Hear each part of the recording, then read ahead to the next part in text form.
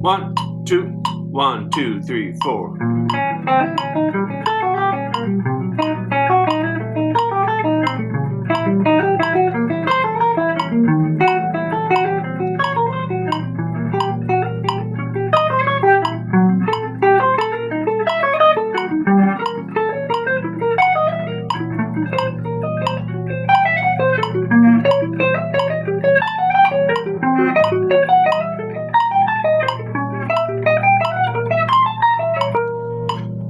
One, two, three, four.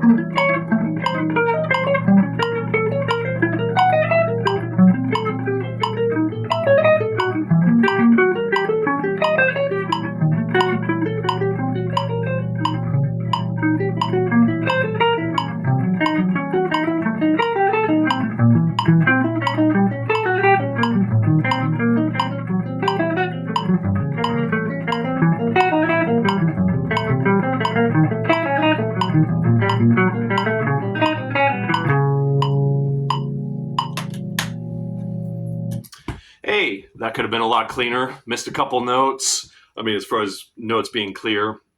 So this is part 3 of breaking down my practice routine. I just saw this thing by Ron Carter that he posted online that he was talking about his 2 big pieces of advice to young musicians. One is to practice diligently, and the second one is to listen carefully. And sounds pretty good to me. And yeah, so me sharing all of this, again, I just want to highlight the fact that it's important that we figure out how to, design our own practice routines. And I'm just sharing how I do it and hope that people can take what they want from it and, use what you can with all this stuff that I'm kind of sharing. So I was in B flat diminished there, and I was sequencing a line that I'm going to break down here. So I was playing over this B flat diminished 7th chord that I have in my freeze pedal. And I was using the diminished scale, the symmetrical diminished scale, which is built in half step or whole steps and half steps. So it goes whole step, half step, whole step, half step, whole step, half step, whole step, half step. That scale.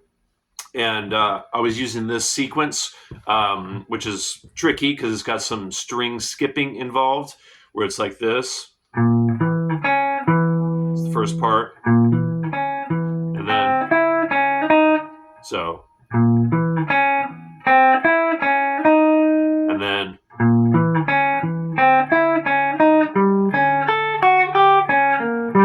so that's the pattern. I'll do it a couple times.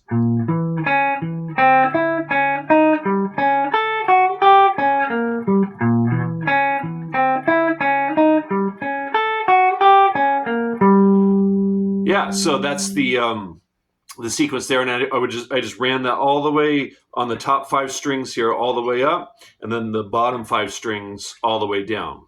So it's a 5-string sequence, so pretty involved. And then what I like to do is, because in the previous video I was doing 4 notes per string, that's what I left off with in the previous video. But I also like to do 3 notes per string. And again, this is just how I warm up. And I haven't even really gotten into the meat of my practicing yet, which I'm going to do in future videos. I think this is going to end up being 6 parts. So this is part 3. So then what I like to do is do scales and triplets. So I was B diminished, B flat diminished. So how about some kind of A? How about the how about the A altered scale? For those that might not be familiar with it, use it for a dominant 7th chord. It's like this from A.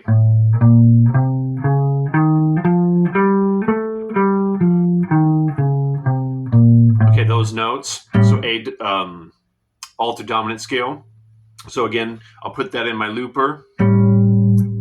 A7 in the looper. Imagine I'm here. This is again on 2 and 4. So triplets can be kind of tricky, right? Because they're an odd grouping.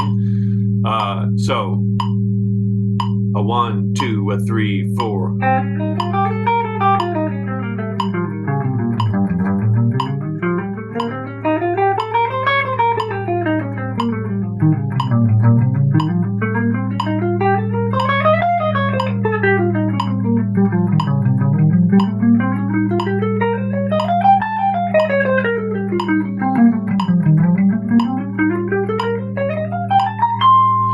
Yeah, so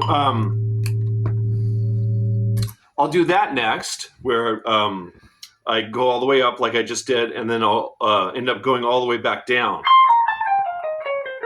And it's kind of weird right there, because these notes right here were left out in that little line.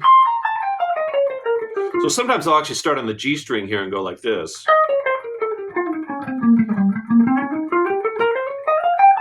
Yeah, that's probably how I would do it.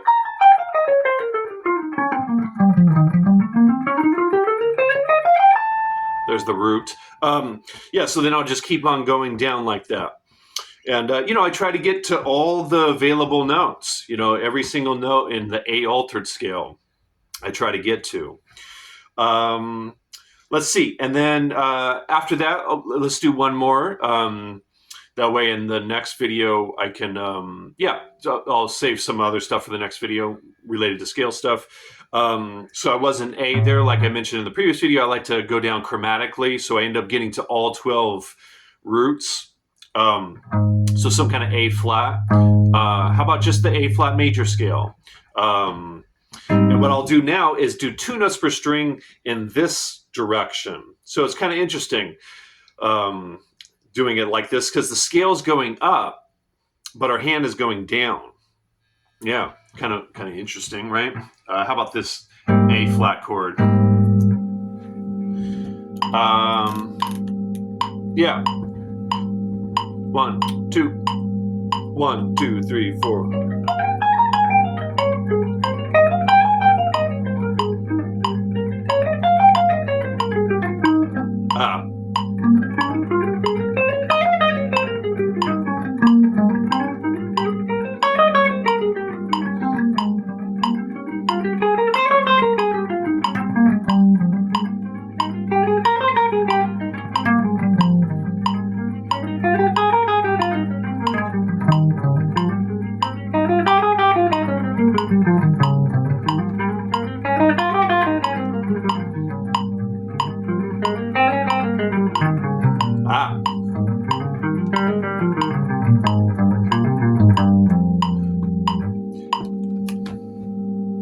Yeah, so that's kind of weird, right? 2 notes per string, and it's going down like this. Yeah, so that's 3 more of the scale exercises that I like to do, and I'll finish up the scale stuff in the next video as far as just the technique and warming up aspect of my whole practice routine. And once again, if you have any questions, or maybe you have some thoughts on this whole subject here that you'd like to share, would love to get your take on any of this stuff. And yeah, so this is just, again, how I like to do it. And I encourage everyone to come up with their own version of how they like to practice, how they like to warm up. Warming up is something I definitely recommend doing. There's so many benefits, like I've mentioned in the previous videos, that you get by warming up. And yeah, okay. So I'll continue this in a video probably either tomorrow or the following day.